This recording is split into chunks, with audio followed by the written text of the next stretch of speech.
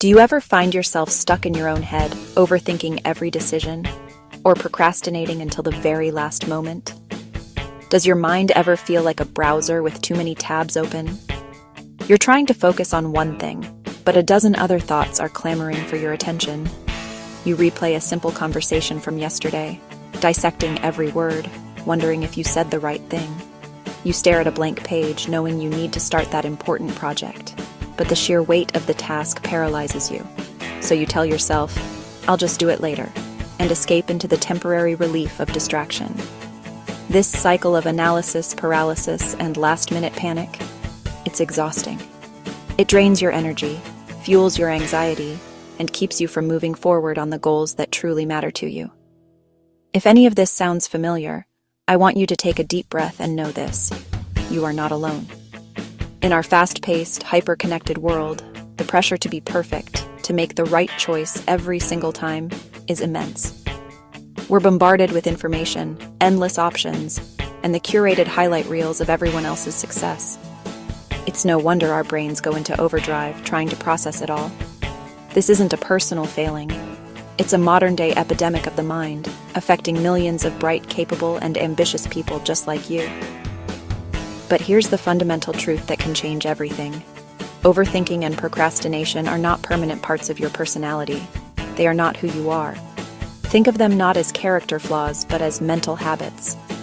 They are patterns your brain has learned, often as a way to protect you from the fear of failure or the discomfort of uncertainty.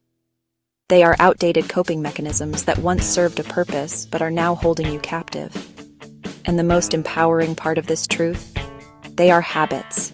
And any habit can be understood, rewired, and ultimately broken. This isn't about finding more willpower or just trying harder. It's about working smarter, with your brain instead of against it. In this video, we're going to go beyond surface-level tips. We'll dive deep into the psychology behind why we get stuck. I'll show you powerful, science-backed techniques to quiet the mental noise, practical strategies to dismantle procrastination at its root, and simple, actionable steps you can start using today. We're going to replace the cycle of stress and delay with a new cycle of clarity, action, and confidence. So, if you're ready to stop being a prisoner of your own mind and finally unlock your true potential, stay with me. Overthinking and procrastination often go hand in hand.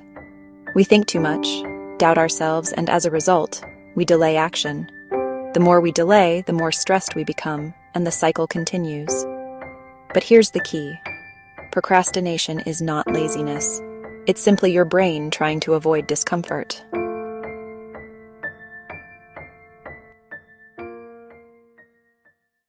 The first step is simple.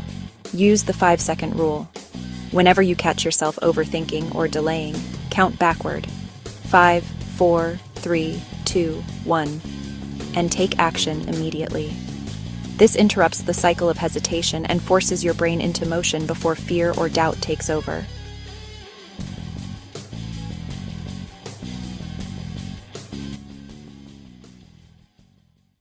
One of the biggest triggers for overthinking is feeling overwhelmed by the size of a task.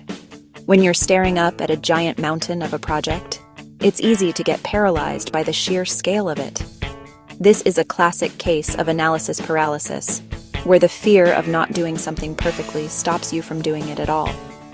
Your brain perceives the massive task as a threat, and your natural response is to freeze or flee, which often looks a lot like procrastination. The secret is to stop looking at the summit. Instead of focusing on the mountain, focus on the first small step. This technique, known as task decomposition, is incredibly powerful because it works with your brain's chemistry, not against it. Completing a tiny, manageable task releases a small hit of dopamine, the feel-good neurotransmitter. This creates a positive feedback loop that motivates you and shifts your brain from a state of threat to a state of problem-solving and action. So how small are we talking? Laughably small. For example, instead of saying, "I need to finish this entire project today," your only goal is to open the document and write the first sentence. Or maybe even smaller. Create a new folder for the project. If your goal is to clean the apartment, just take out the trash. Want to learn a new skill like playing the guitar? Your first step isn't master a song. It's take the guitar out of its case and tune one string. Momentum is your best friend. Once you start, your brain naturally wants to keep going. This is partly due to a psychological principle called the Zeigarnik effect, where our minds remain fixated on incomplete tasks. By simply starting, you create an open loop that your brain will itch to close. As productivity expert James Clear says, every action you take is a vote for the type of person you wish to become. Each micro step you complete isn't just progress on the task, it's a vote of confidence in yourself. You're proving to your overthinking mind that you are capable of taking action. So here's your challenge. Think of one task you've been putting off. What is the absolute smallest first step you can take to begin? By focusing only on that, you starve the overthinking and start the doing. Another powerful trick is time boxing. Set a timer for just 25 minutes and commit to working only during that time. This method, also called the Pomodoro technique, tricks your brain into starting without feeling overwhelmed. Often, you'll find yourself continuing long after the timer ends because starting was the hardest part. Overthinking usually comes from one place: fear of failure. That inner critic whispers, "What if I fail? What if I'm not good enough?" The truth is, failure is a stepping stone, not a dead end. Every successful person you admire once failed. The difference is, they kept moving. Replace negative thoughts with empowering affirmations. I don't need to be perfect. I just need to start.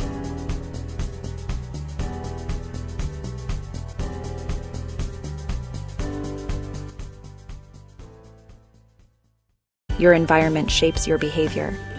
If your desk is cluttered, your mind will be too. Remove distractions, keep your workspace clean, and set up an environment that makes starting easy.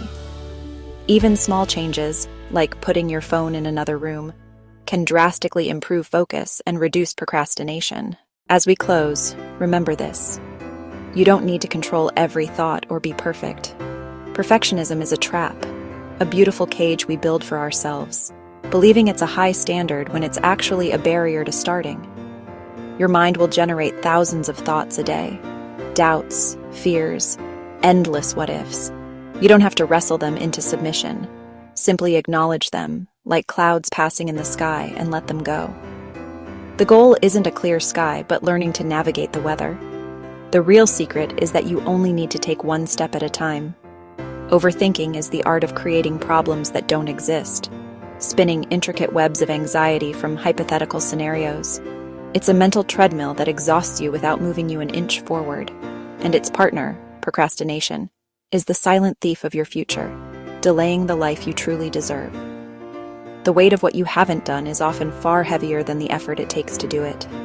But there is a simple, powerful antidote. And action, no matter how small, is the cure for both. Action is the force that shatters the illusion of fear. It provides clarity where overthinking only creates confusion. Think of it this way. Every time you act, you cast a vote for the person you want to become.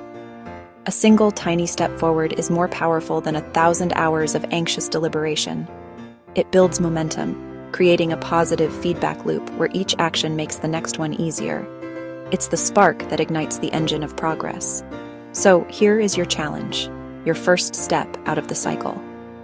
The next time your mind hesitates, the next time you hear that voice saying later or I'm not ready, I want you to interrupt it. Use the countdown. In your head, say it with me.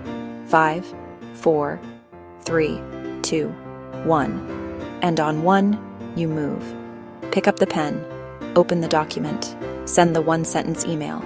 Take that step and watch your life change one action at a time, because your future self is waiting. They are not a stranger you hope to meet one day. They are the person you are building with every choice you make right now. They are hoping you'll be brave today. They are counting on you to push through the discomfort and take the small, necessary actions that will build the life they get to live. Your future is not found, it is forged. It is forged in the courage of a single moment, in the decision to act.